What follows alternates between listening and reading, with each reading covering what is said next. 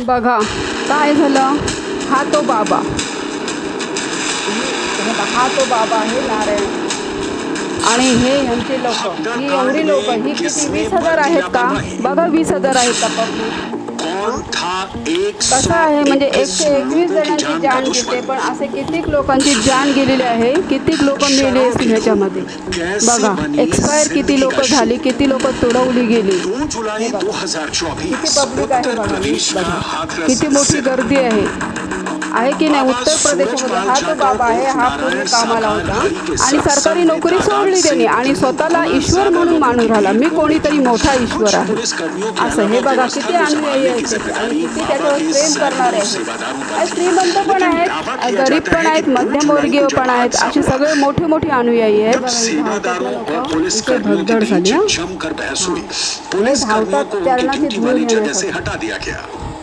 बाबा के जिस आने वाले रूट को पुलिस ने ब्लॉक किया था, उस रूट पर भी पुलिस को पीछे करके सेवादार आगे हो गए थे। पुलिस कर्मियों की संख्या कम होने की वजह से उन्हें सेवादारों की बात माननी पड़ी। यानी अब बाबा और भक्तों की हिफाजत का सारा जिम्मा इन्हीं सेवादारों पर था।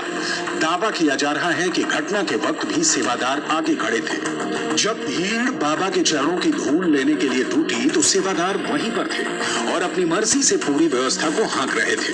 जैसे ही पता लगा कि इतना बड़ा हादसा हो गया तो ड्राइवर लेकर हम दोनों लोग स्थल पे पहुंच गए और स्थल पे पहुंचते ही देखते हैं कि वहाँ लाशें बिछी हुई हैं और वहाँ पर कोई प्रशासन नहीं था, कोई पुलिस नहीं थी, कोई एम्बुलेंस की व्यवस्था नहीं थी और वहाँ पर लाशों को जैसे तैसे करके गाड़ियों से ले जाया जा रहा था और वहाँ पर कोई भी सेवादार हमको कार्य नहीं करने दे रहे थे और इतनी भगदड़ थी कि वहाँ पर यह नहीं पता लग रहा था कितनी लाशें बिछी हुई हैं। तो व्यवस्थाएं इतनी खराब थी, वहाँ पे पब्लिक बहुत थी, जूते चप्पल बहुत थे, पानी भी भरा हुआ था कई जगह और उनके जो सेवादार थे वो पब्लिक दाखवतात. हा 20,000 पब्लिक आहे का बघा. म्हणजे मीडिया पण किती खोटी म्हणते. हा 20,000 पब्लिक आहे. सूरजपाल के अनुयायी इस मामले में लगातार किसी की साजिश का दावा कर रहे हैं. बघा कसा कोर्ट मध्ये आलेला आहे क्या हुआ आणि हे साधारण लोक किती त्यांच्यावर विश्वास ठेवतात बघा. एक छोटीशी धूळ घेण्यासाठी एवढी भगदड झाली बघा. एकमेकांच्या अंगावर पाठीमध्ये ना खाडी होती, काही लोक खाडीमध्ये पण पडले. उस गली से साइड से एक आवाज़ सी आई, हल्ला सब मचा. हल्ला मचा तो मैं उधर देखने लगा. पता लगा कि साहब 5-7 लोग कुछ ऐसे गांव देहाती कपड़े पहने हुए नेकर टाइप के आए हैं और वो साथ धक्का मारते हुए आए हैं. उसी में औरतें चिल्लाई हैं. इसी में फिर वहाँ धक्का मुक्की होने लगी है, वहाँ चीख पुकार होने लगी है. फिर जो गिरता गया उसे बचाने के लिए लोग गिरे पर गिरते ही चले गए. जब काफ़ी हंगामा होने लगा फिर भगदड़ हुई है. राजा राम ने इस दौरान हमें ये भी बताया कि क्यों वो सूरजपाल को अपना मसीहा मानते हैं. हमें पूछिए कि आप क्यों जुड़े हो. मैं अपनी जोड़े पड़ने की बात बताता हूँ. मैं 98 से मेरी मैडम माइंड डिस्टर्ब हो गई थी. डॉक्टर श्रीवास्तव यही हैं न्यूरोसर्जन, इनका इलाज चला. इन्होंने साफ कहा था उनके कोई आशा नहीं है. ऑपरेशन कराओगे तो 1.5 के अलावा कोई रास्ता नहीं होगा. हवा सुनी, हल्ला सुना, हम भी चले गए. आगरा जाने के बाद एकदम कृपा हुई, मैडम बिल्कुल सही हो गई. आज तक सही है. आप कह रहे हैं कि आपकी धर्मपत्नी को न्यूरो सर्जन ठीक नहीं कर पाए, बाबा ने ठीक कर दिया. बाबा ने ठीक है, उन्हें चरण लिए और उन्होंने पता नहीं आशीर्वाद, देखो आशीर्वाद दिया तभी तो. कुछ दवा नहीं दी, कोई चीज नहीं दी, उनके आशीर्वाद से सही हुआ. और आशीर्वाद सही होने से आज तक मैं आशीर्वाद से ठीक हुआ. म्हणजे किती विश्वास आहे बाबांवर बघा. एवढा विश्वास आहे, एवढा विश्वास आहे आणि त्या विश्वासाचा घात त्या बाबांनी केला. एवढं त्याच्यावर विश्वास आहे. त्या बाबाला माहिती होतं पुढं काय घडणार होतं, ते मग का नाही सावध केलं, का नाही सावध केलं अनुयायींना. का प्रत्येकाची मौत काय त्याला खुशी आहे का. बघा कुठल्या गरीबातला एखादा माणूस गेला तर त्या गरीबाला किती काय दुःखाला सामोरं जावं लागतं. ज्याचं जातो ना त्यालाच कळतं, दुसऱ्याला कळत नाही. हा तो फक्त बाबा बोलला की इथे जातील माणसं, इथे मरतील माणसं, एवढा पण तो अगोदर बोलला. अगोदरचा व्हिडिओ नाही माझ्याकडे, पण मी पूर्ण ऐकलेलं आहे त्याचं. वजन से घर की बीमारियां दूर होती हैं और भूत प्रेतों का डर नहीं सताता.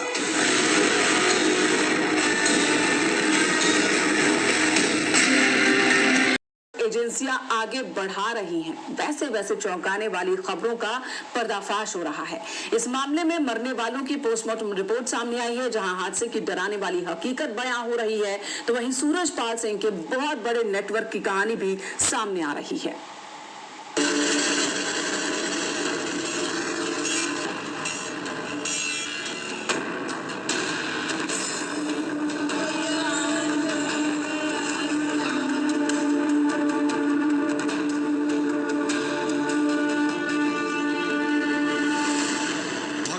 कांड का रोंगटे खड़े कर देने वाला सच।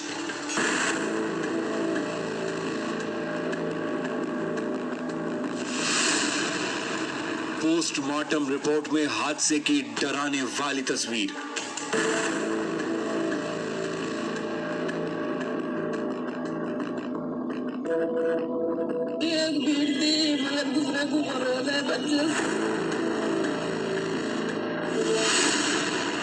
न्यूज 18 इंडिया पर भगदड़ कांड की नई कहानी।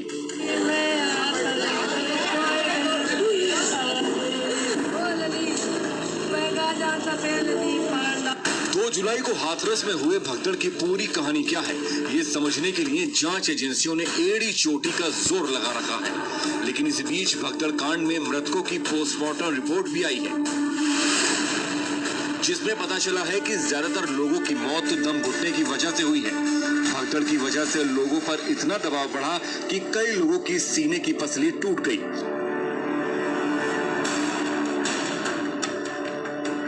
उधर जांच की कड़ियां जैसे जैसे आगे बढ़ रही हैं, बाबा के नेटवर्क की चौंकाने वाली तस्वीर भी सामने आ रही है।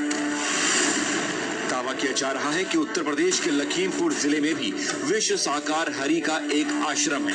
यह आश्रम 20 बीघा में फैला हुआ है। दावा किया जाता है कि एक राइस मिल कारोबारी ने 2012 में जमीन बाबा को दान में दी थी, जिस पर सूरजपाल उर्फ विश्व साकार हरि ने अपना आश्रम बनवाया है। संभल के नरौली इलाके में प्रवास कुटिया नाम से बाबा सूरजपाल का एक आलीशान आश्रम है। दावा किया जाता है कि 9 साल से बाबा सूरजपाल यहाँ नहीं आए। कासगंज में 30 बीघे में सूरजपाल का आश्रम है, जहाँ से बाबा आश्रम के किती साम्राज्य सुंदर आहे की बघा। शुरुआत मानी जाती है। बाबा एक कोण आहे तर स्वतःला एक अवतारी पुरुष मानून गेला आणि त्याचा आश्रम बघा, नीट बघा किती सुंदर आहे। पॅलेस एकदम दिसे, पॅलेस बघा। अरे तुम्हाला जेवढा दान येतो ना तेवढा तुम्ही अनुयायांच्या ह्याच्याने लावा ना, अनुयायांना द्या ना, अनुयायांना मदत करा ना जरा। पैशाने नका करू, पण ते कुठेतरी दवाखाना उभा करा। मित्रांनो, मी आज लाईव्ह आलेली आहे। आज म्हणजे जूनच्या 30 तारखेला जे मी तुम्हाला न्यूज दिली, जे भुशी डॅममध्ये झालं, तसंच त्याच्यानंतर 2 तारीख गेली, 1 तारीख गेली, त्याच्यानंतर 2 तारीख आली आणि 2 तारखेला असं काही घडलं या भारतामध्ये जो उत्तर प्रदेश आहे ना, उत्तर प्रदेशामध्ये जो हाथरस तालुका किंवा पोस्ट असेल आणि त्याच्यामध्ये एक गाव होतं, त्या गावामध्ये बाबांचं कीर्तन होतं। बाबा कोण, गुरु कोण तो आहे, नारायण त्यांचं नाव आहे आणि त्यांना कोणीतरी जवळजवळ 200 एकर काय 20 एकर किती जमीन दान दिली ती माहिती नाही, त्यांना जमीन कोणीतरी दान दिली आणि त्याच्यामध्ये त्यांचं जो आश्रम आहे बांधलेलं एवढं सुंदर आहे, तुम्ही बघून थक्क व्हाल। तुम्हाला मी व्हिडिओ दाखवतोच मित्रांनो, एवढं बघून थक्क व्हाल। बघा, हे जर बाबा समाजसेवेसाठी आले, मग स्वतःचं एवढं महल बांधून का राहिले आणि एवढं सुंदर, एवढं हे यांना दान दिलेलं असेल, मग एवढं दानमध्ये घेतात का? तुम्ही समाजसेवेसाठी येता ना, मग एवढा मोठा दान, सुंदर महलाचा व्हिडिओ तुम्ही बघितलेला, एवढा मोठा तुम्हाला दान मिळते ना, काय समाजासाठी लावा तुम्हाला, आहे ना, समाजासाठी लावा तो दान। तुम्ही समाजासाठी लावा, तुमच्या अनुयायांसाठी लावा, ते नाही लावणार पण स्वतःला ते घेऊन बसणार। सांगा, स्वतःला घ्या, पण अनुयायी एवढे प्रेम करतात, एवढा विश्वास करतात की त्या बाबाचं दर्शन जर घेतलं तर त्यांचं काय ज्या दुखणं खुपणं असेल ते ना बरं होतं, असा त्यांचा विश्वास आहे ना। असावा विश्वास, कारण सद्गुरू असावा आयुष्यामध्ये, सद्गुरूचं मार्गदर्शन असावं, सद्गुरू करावा, गुरु करावा, कारण गुरुविना मोक्ष नाही बोलतात, गुरुविना मार्ग चांगला नाही भेटत, तर करावाच। तर त्यांनी एवढा विश्वास केला आणि तो बाबा काही जन्मापासून बाबा नव्हता, तर अक्षरशः त्यांनी सरकारी नोकरी केली। सरकारी नोकरी करता करता त्यांना काहीतरी असं हे साष्टांग बोलतात ना, स्वप्नामध्ये काय असं झालं, साक्षात की कोणीतरी ईश्वर आहे, तो स्वतः ईश्वर आहे असं त्याला भास पडलं आणि तिथून त्यांनी नोकरी सोडली आणि तो सत्संगामध्ये एक गुरुच्या रूपाने सामील झाला। नंतर तो देवाच्या नावाने प्रवचन करायला लागलं, प्रवचन करावं, ईश्वराच्याच नावाने करावं, पण ईश्वराच्याने प्रवचन करता करता एवढं पण कमवू नये. कोणीतरी दान दिलं, पण ते दान जेवढं देताना तेवढं तुम्ही अनुयायांना लावा ना. अनुयायांना लावा. ते अनुयायी तुमचे आहेत, गरीब आहेत, मध्यमवर्गीय आहेत, त्यांच्यासाठी लावा. एवढं स्वतःला दान घेऊ नका. स्वतःला जेवढं दान तुम्ही घेणार ना तेवढं तुम्हाला ते परत करावंच लागेल आयुष्यातून. एवढं लक्षात ठेवा. कोणी पण गुरु असेल, कोणी पण कोणही असेल, किती पण मोठा बुवाबाजी असेल, कोणी पण एवढं दान दिलं, दान मंदिराला शोभते, दान स्वतःला शोभत नाही. स्वतः गुरु एवढं जर दान घेत असेल तर त्याला ते शोभत नाही. मग जे अनुयायी आहेत ना, गरीब अनुयायी आहेत, मध्यमवर्गीय अनुयायी आहेत, त्यांची काय अपेक्षा असते, काय त्यांचं दुखणं असतं, काय त्यांचं खुपणं असतं, ते ऐकावं, त्यांना मदत करावी. असं यांचं नसतं. ह्या बुवाबाजींचं हे प्रवचन करतात आणि एवढी गर्दी करून घेतात. त्या एका उत्तर प्रदेशामध्ये हाथरस गावामध्ये एक कुठलं गाव आहे, त्याच्यामध्ये त्या गावामध्ये ह्या बाबाचं कीर्तन होतं. त्याला म्हणतो प्रवचन. प्रवचन पण न कीर्तन पण ईश्वराचंच असतो. त्याच्यावर जेवढे प्रेम करणारे होते तेवढे सगळे अनुयायी गोळा झाले. तर सगळे न्यूजवाले काय सांगतात की 20,000 लोक गोळा झाली. तर अक्षरशः 20,000 लोक नव्हती ती, 5 लाखाचे पण वरती होती पब्लिक तिथे. सगळी अनुयायी 5 लाखाच्या वरती होती. त्याच्या साईडला खाडी होती. 200 एकर जमीनमध्ये किती पब्लिक बसतो? 20,000 बसतो का? विचार करा. 200 एकर जमिनीवर 20,000 पब्लिक बसेल का? दर 5च्या पण वरती असतील, 10 लाख लोक तरी असणारच असणार. त्याच्यानंतर त्या बाबाचं प्रवचन झालं. त्या बाबांसाठी 200 मीटरपर्यंत रांगोळी काढली. त्यांना असं ते अनुयायी काय एवढे श्रीमंत नव्हते, गरीब घराण्यातले, जे प्रत्यक्षात त्यांच्यावर प्रेम करणारे होते त्या गुरुवर, त्यांना ते अद्यापपर्यंत मानतात की तो ईश्वरी अवतार आहे, ईश्वराचं एक रूप आहे असं ते मानतात. आणि जे बाबांनी ज्याच्यावर चरण ठेवलं ती चरणाची धूळ त्यांच्या घरात घेतली, एखाद्या म्हणजे घेतली ती आणि घरात ठेवली तर त्यांना सुकून मिळते, त्यांना समाधान मिळते त्यांच्या संसारामध्ये, असं त्या प्रत्येकाला वाटतं. कारण तेवढा त्यांच्यावर त्या गुरुवर विश्वास होता. मग त्यांनी त्यांच्या जेव्हा कीर्तन आणि प्रवचन होतं तेव्हा 200 मीटरवर रांगोळी काढली. आणि जेव्हा प्रवचन संपलं तेव्हा ते बाबा 200 मीटर रांगोळीवरून चालत गेले. पहिला त्यांना अगोदरच अनाऊन्समेंट केलं की बाबा जाई तिथपर्यंत तुम्ही उठू नये, पण पब्लिकने ते ऐकलं नाही. पब्लिकाची एवढी उत्सुकता होती की बाबाचं दर्शन कधी मिळेल चरणाचं. त्याच्यानंतर ते एवढे धावत आले पब्लिक. मग सांगा, पब्लिकामध्ये काही बाया होते, जास्तीत जास्त बाया होत्या, कोण बुजुर्ग असणार, वयस्कर लोक, कोण लहान मुलं होती, कोणी यंग असेल. जर एकदमच धक्काबुक्की एकदमच धावत गेली त्याच्यामध्ये धक्काबुक्की होतच ना. पुढचा जर धावत नसेल तर त्याला ढकलतात, तो पडला की त्याच्या अंगावरून जाणारच ही लोक. मग सांगा हे यांना शोभतं का? तर पुढचं जर पडला त्याच्या अंगावरून गेले, मग पडताना लहान मुलं पण पडली, कोण बुजुर्ग पडला, कोण यंग लोक गेली, त्यांच्या अंगावरून गेली. आणि उन्हाचं टायमिंग होतं 1चं. त्यावेळेस बाबाच्या चरणाचं जे रांगोळी होती ती घेण्यासाठी आणि त्यांच्या चरणाचं दर्शन घेण्यासाठी प्रत्येक लोक धावत गेली. एवढी भगदड बसली, भगदड म्हणजे गर्दी, एकावर एक अशी लोटालोटी झाली त्यांच्या ह्याच्यात. अशी काही लोक गेली, आकडा सांगितला किती, 121 जणं मेली. पण अक्षरशः 121 जणं न्यूजमध्ये जर सांगत असतील तर तिथे 500 जणं नक्कीच मेलीच असतील त्या तुडवणीमध्ये. सांगा, बाबाचं प्रवचन हे चांगलं होतं का? भले चांगलं असेल, कारण ईश्वराचं जर सांगत असेल तर चांगलंच असेल, पण त्याचे जे नियम आहेत ते पण फॉलो करायला पाहिजे. तुम्ही बाबा गेल्यानंतर काहीतरी त्यांनी निवेदन केलं असेल की बाबा गेल्यानंतर तुम्ही सावकाश उठा, पण लोकांनी ते ऐकलं नसेल, अनुयायींनी ते ऐकलं नसेल. आणि एकमेकांवर काय झालं, एवढी गर्दी झाली, एवढी लोटालोटी झाली, ते एकमेकांवर ते आदळले आणि एवढी माणसं चेंगरून मेली. आणि त्यावेळेस गर्दी जेव्हा होते तेव्हा हवा पण तिथे कमी असते, श्वासोच्छ्वास कमी असते. आणि ही लोक सगळी गर्दीच्या अभावाने, श्वासोच्छ्वासाच्या अभावाने गुदमरून मेली. मग ह्याला जिम्मेदार कोण?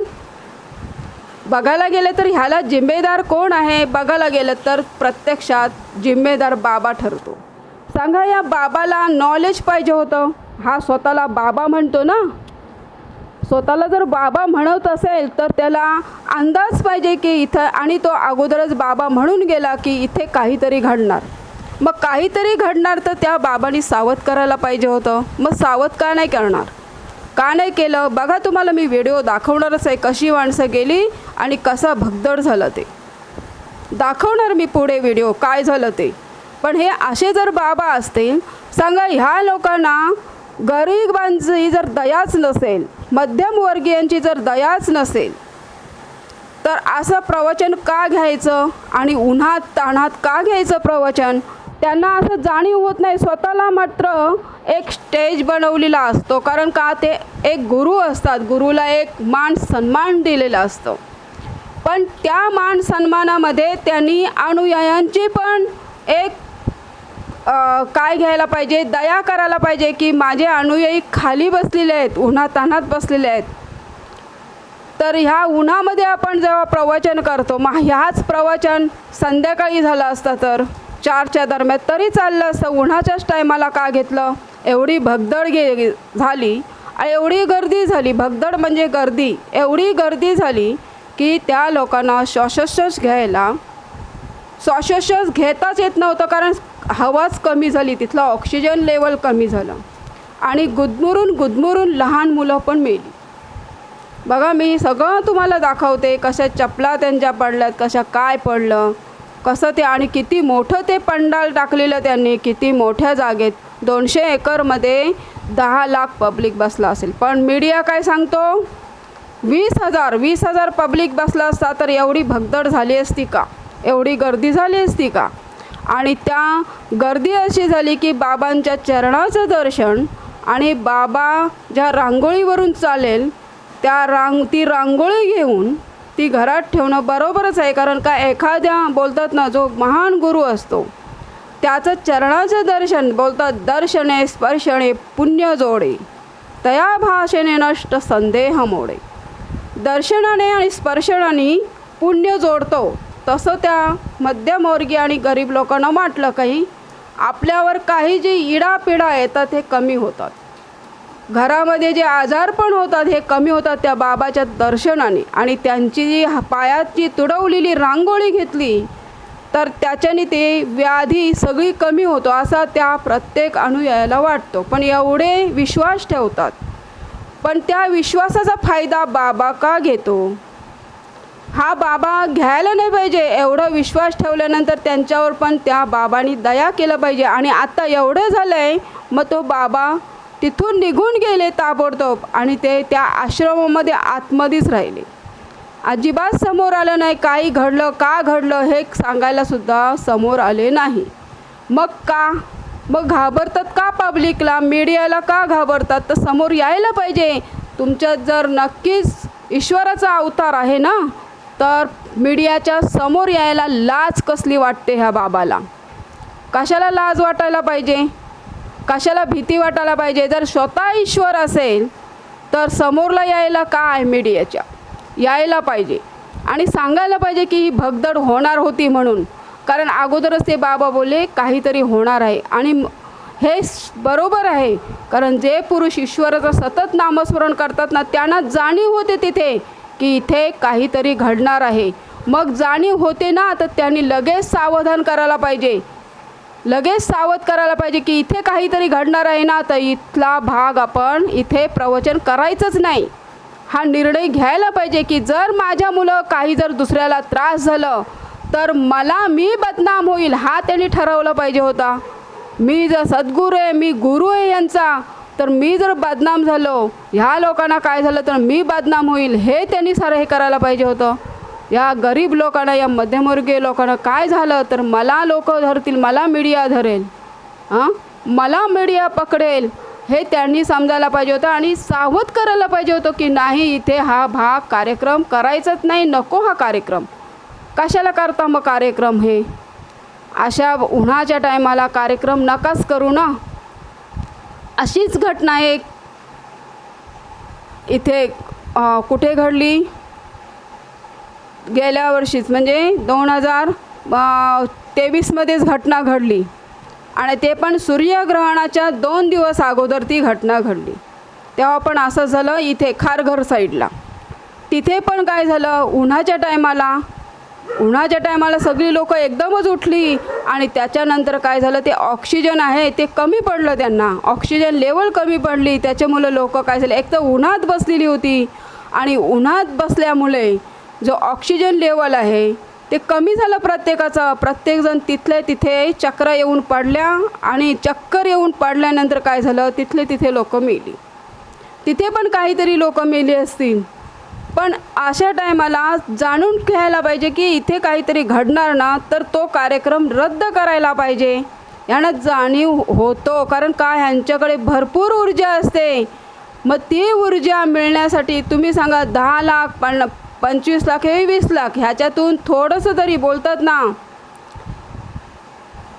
जो सत्कर्म करतो त्यांनी त्याच्या ह्याच्यामध्ये थोडासा जरी काहीतरी घडलं तरी लगेच त्यालाच थाऱ्यावर पकडतात. मग सत्कर्म करताना पण एवढंच देवाकडे निवेदन ठेवायचं त्यांनी बुवांनी की माझ्या प्रवचनाला जर माझे मध्यमवर्गीय किंवा गरीब अनुयायी जे कोणी अनुयायी आहेत त्यांना काही होता कामा नये. हे ईश्वराकडे मागणी घ्यायला पाहिजे, तरच तुम्ही प्रवचन करा. नाही तर प्रवचन असं करू नका. कारण प्रत्येक जो सेवेकरी असतो म्हणजे जो अनुयायी असतो तो कसा असतो, गरीब असतो आणि त्याच्या घरात जे वेदना होतं ते त्याला माहिती असतात. मग त्याला असं वाटतं की मला कोणीतरी गुरु भेटावं, मला कोणीतरी बाबा भेटावं आणि ह्या बाबाच्या दर्शनाने स्पर्शनाने काय होईल, आमचं सगळं व्यवस्थित होईल असं वाटतं. आणि ती लोक अशा प्रवचनामध्ये भाग घेतात आणि मग असं होतं. मग तुम्ही सांगा हे कितपत चांगलं आहे बुवाबाजांच्या. आता एवढी लोक मेली, हा कोण म्हणजे ह्याला जिम्मेदार? मग ह्याला जिम्मेदार कोण? आणि गेली ती सगळी गरीब आणि मध्यमवर्गीय. मग ह्याला जिम्मेदार कोण सांगा? ह्याला जिम्मेदार पब्लिक आहे का ह्याला जिम्मेदार प्रत्यक्षात बाबा आहे की ज्याच्यावर विश्वास ठेवतात? मग ह्याला जिम्मेदार कोण? ह्याचा न्याय कोण करेल? तर ईश्वरच करेल, दुसरा तिसरा कोणी नाही करेल. बघा तुम्हाला मी व्हिडिओ प्रत्यक्षात दाखवणार आहे. ह्या माझ्या चॅनलला लाईक आणि सबस्क्राईब करा, बेल आयकन दाबायला विसरू नका मित्रांनो. जय हिंद, जय महाराष्ट्र.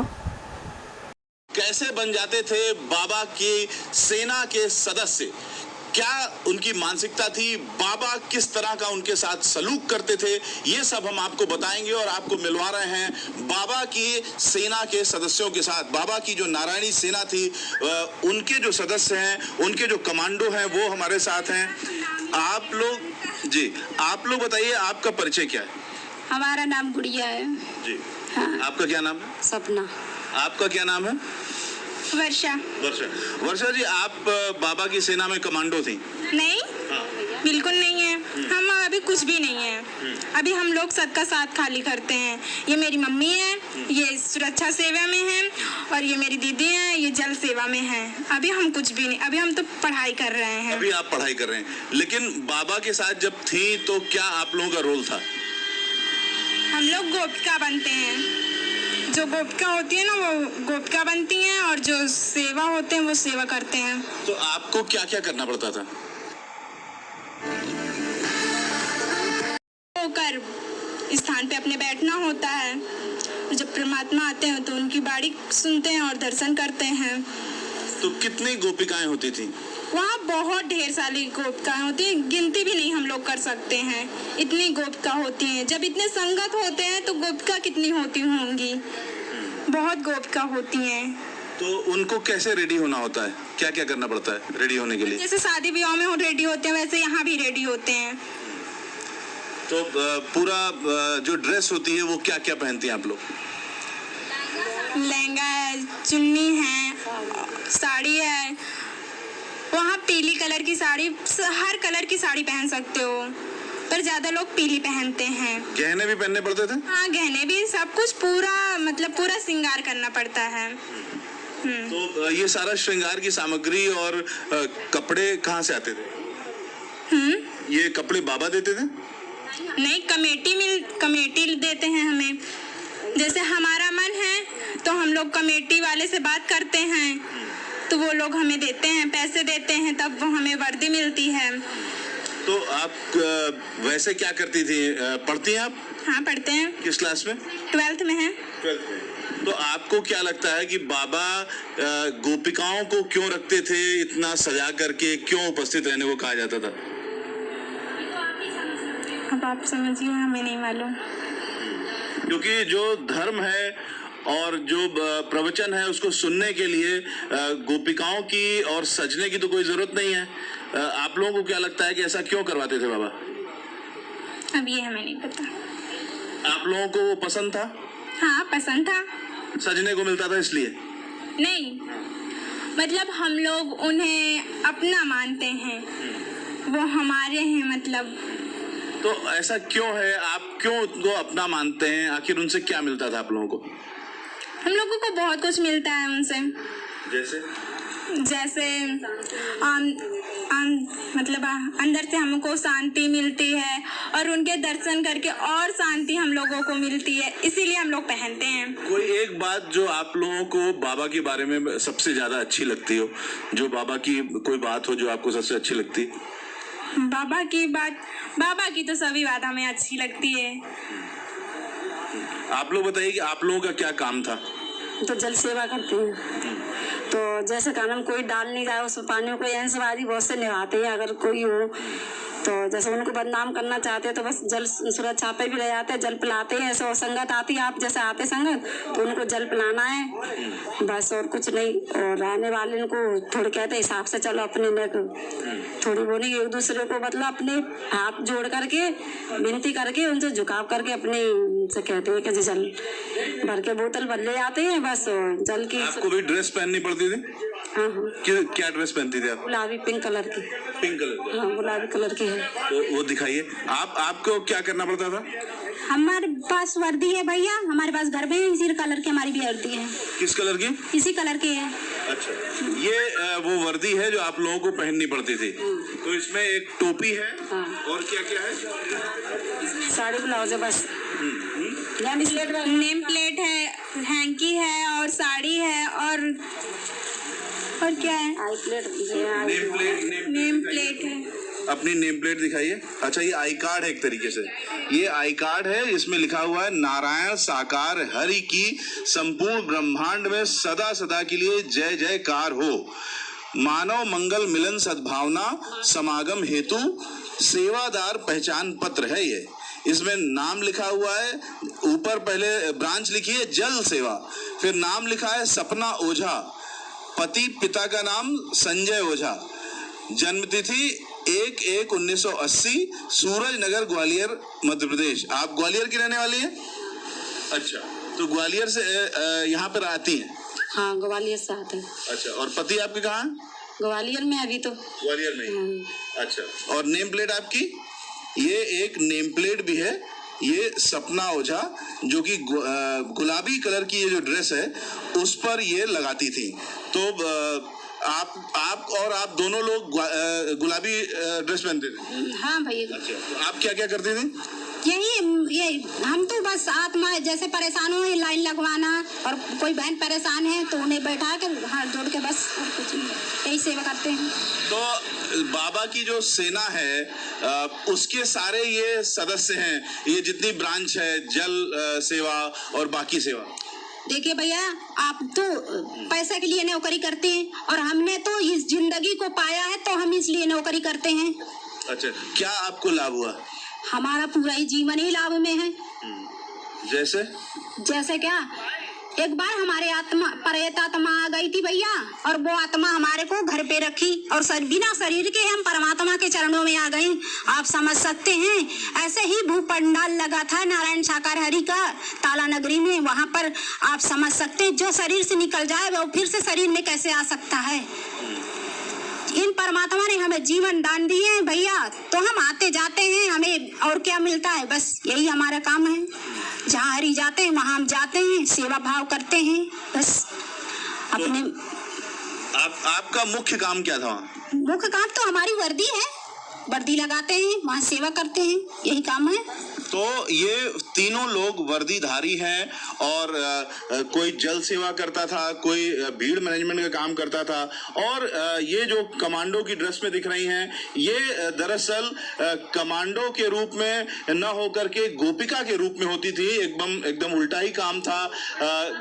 सज करके और तैयार होकर के बाबा की सेवा में ये गोपिकाएं रहती थी और हजारों हजार की संख्या में ये गोपिकाएं बाबा का प्रवचन सुनने के लिए प्रेरित की जाती थी, आदेशित की जाती थी और बाबा का ये आदेश था कि ज्यादा से ज्यादा जो लड़कियां और महिलाएं हैं वो गोपिकाओं के वेश में आभूषण के साथ उनके प्रवचन देते समय आगे की जो पंक्तियां हैं उसमें बैठें।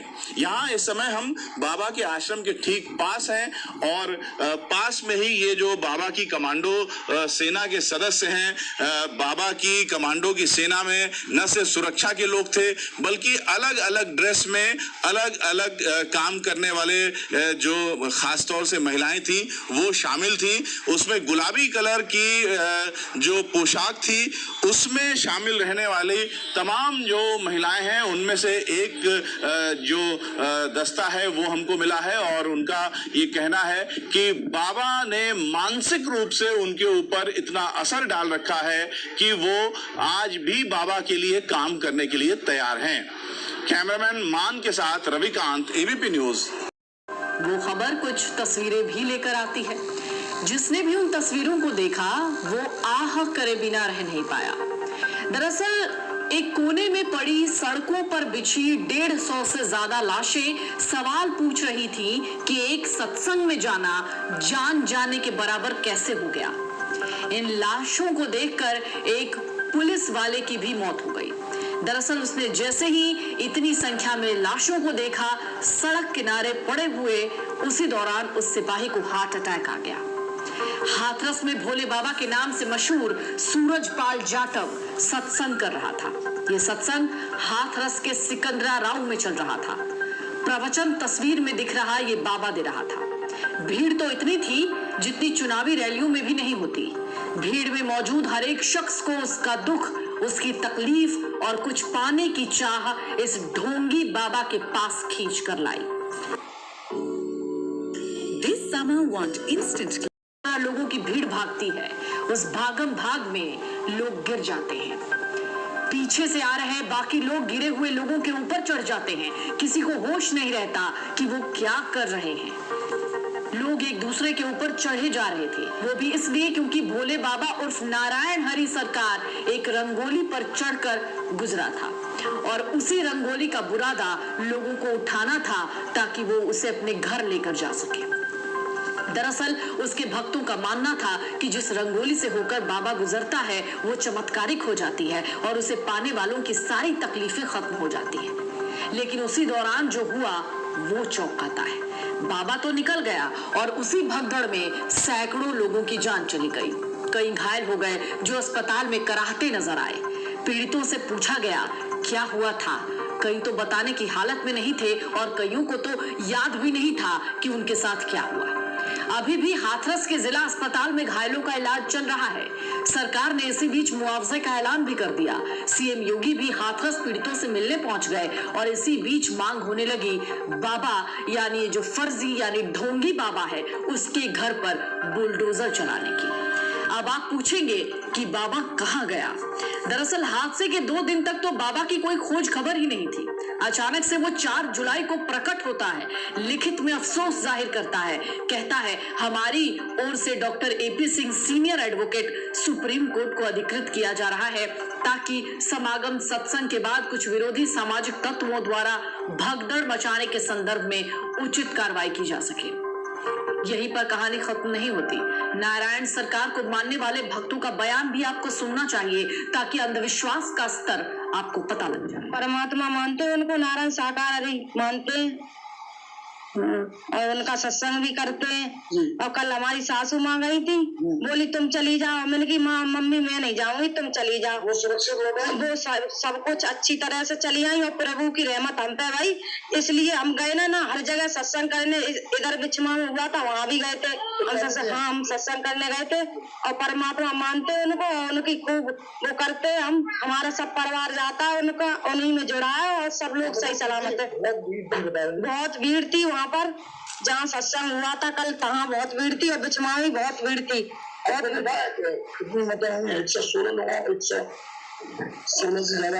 116 से ज्यादा मौतें लोग बता रहे हैं, पर हमने तो खैर ना देखी। पर सुन रहे कि 116 लोगों की मौत हुई थी। पर हमारी सास तो 3 बजे ही आ गई। क्या मानती है जब वो प्रभु थे तो ये सब पता वो तो परमात्मा है, वो तो अंतर्यामी, वो तो सब जानते हैं। वो तो प्रभु है, वो तो सब जानते ही हैं। पर अब पब्लिक है, पब्लिक के मूड की कोई पता ना है। अब प्रभु थोड़ी ना कहते हैं कि तुम उनके सीधे भाजो। पब्लिक है, पब्लिक जितना मूड उठे होते थे भाजती है। कौन जिम्मेदार है? अब पब्लिक जिम्मेदार है, पब्लिक ही जाना उल्टी सीधी भाजती। प्रभु थोड़ी ना कहता कि तुम इधर उधर भाजो। प्रभु तो सब कुछ सावधान अच्छी तरह बनाता। अब पब्लिक भाजत है, हाँ सब कुछ अच्छा कर दिया है प्रभु ने। और प्रभु बैठे भी बता वचन भी दिए। और वचन में प्रभु ने सैनिष्ठ कहा कि बचने वाले बच जाओ, और जो मरने वाले तो वो मरेंगे ही मरे। हम तो कल गए और हाँ सत्संग में गए और खूब भीड़ रही। और औरतें बैठ नहीं रही, सब ठाड़े हाथ करें। बहुत भीड़ रही, ऐसी बहुत ज्यादा भीड़ आई। कितनी भीड़ होगी? ऐसी होगी 4-4 लाख की भीड़ आई। हाँ, और वे सब ऊपर को हाथ कर रहे हैं और ठाड़ियां रही। और वे तो बैठिए ना। हम तो बस फिर भी मानते हैं। हमारे तो साथ विनय की कृपा इतनी है कि हम कुछ बता ना सकते। हम तो इतनी कृपा है, हम पे तो कुछ भी ना हो। आदमी जो कहते कि जब बेच के भाग जाएंगे, कुचल कुचल के सब मर गए।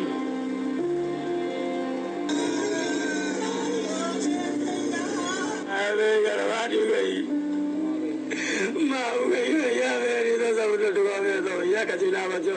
अस्पताल में मेरी बेटी सही आई है बिल्कुल। और उनके लिए मेरी बेटी ने पानी भी पिलाया है, सबको पानी डाला है सबके मुंह में। और जब मेरी बेटी ने फोन किया है कि मामा मैं अस्पताल में आ गई हूँ, तो क्या कहते जब तक मेरे भाई जी पहुँचे तब तक वो मेरी बेटी खत्म मिली है।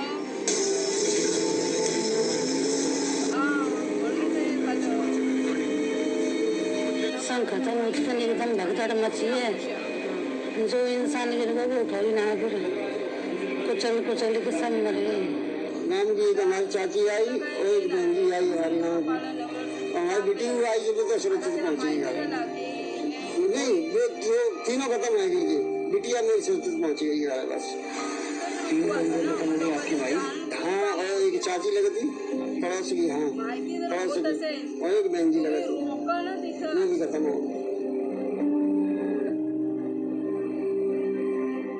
मतलब हमारी ये फूफा जी की माँ थी, और मतलब हमें शाम के लिए 7 बजे के लिए इन्फॉर्मेशन मिली थी, मतलब वीडियो के थ्रू।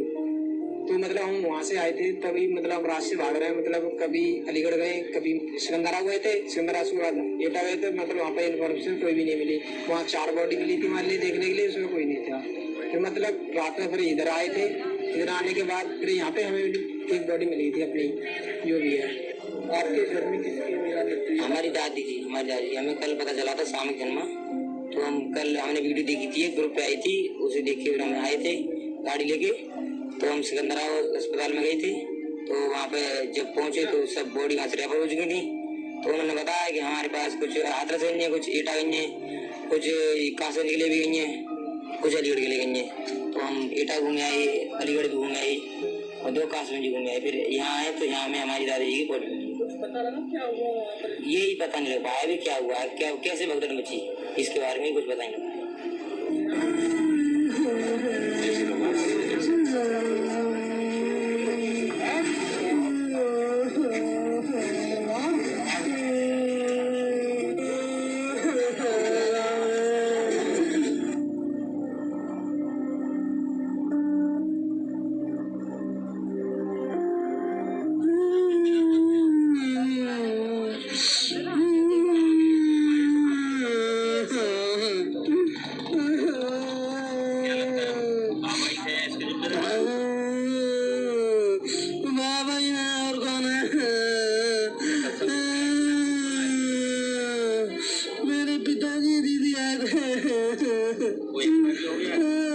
दीदी बड़ी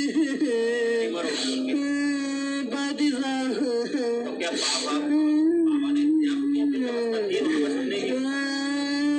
भीड़ भी ऐसी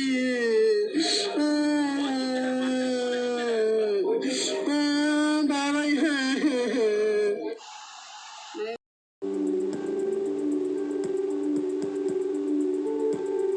हाथरस हादसे ने हर किसी को सदमे में डाल दिया है। एक सत्संग में हुई भगदड़ में कई लोगों की मौत हो गई।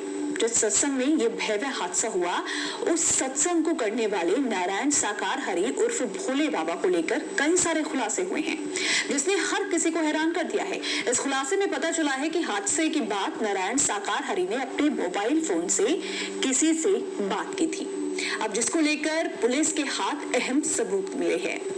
आपको यहाँ बता दें कि बाबा घटना स्थल से मंगलवार दोपहर करीब 1:40 पर निकले थे, जिसके बाद बाबा के सत्संग आयोजकों और कई लोगों से लगातार बातचीत होती रही। बाबा की लास्ट लोकेशन की बात करें तो उनकी लास्ट लोकेशन दोपहर 3 बजे से 4:35 तक मैनपुरी में उसके आश्रम में मिली। इस दौरान बाबा ने 3 नंबरों पर बात की। जानकारी के अनुसार पुलिस ने बाबा का मोबाइल रिकॉर्ड चेक किया, जिसमें पता चला कि बाबा को दोपहर 2:48 पर सत्संग आयोजक देव प्रकाश मधुकर का कॉल आया था। अब यहाँ पे खबरों की माने तो दोनों के बीच भगदड़ के बाद हुई घटना को लेकर बातचीत हुई।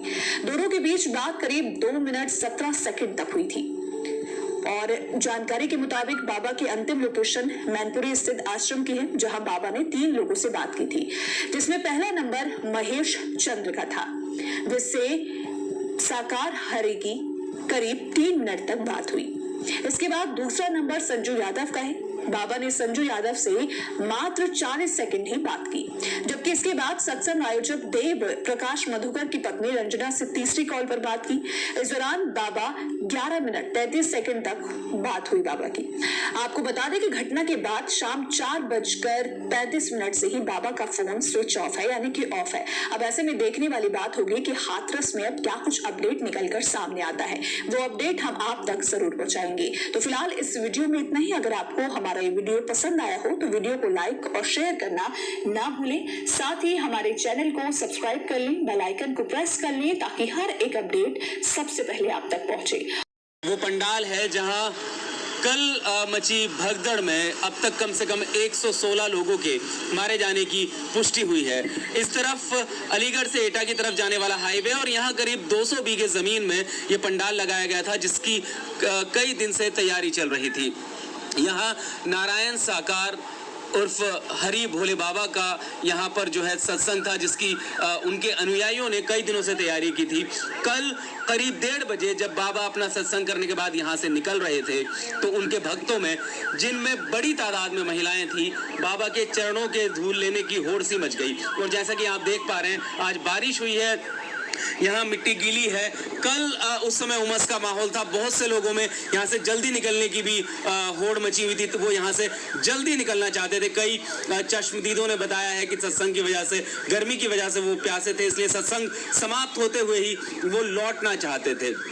तो यहाँ भगदड़ मची और 116 लोगों की मौत होगी। हमने यहाँ कई चश्मदीदों से बात की है, जिनका ये कहना है कि प्रशासन की तरफ से यहाँ पर सत्संग के समय इंतजाम नहीं थे, बहुत कम संख्या में पुलिसकर्मी यहाँ पर मौजूद थे और हादसा होने के बाद, यानी भगदड़ मचने के बाद भी करीब 1.5-2 घंटे जो है प्रशासन को यहाँ पहुँचने में लगे।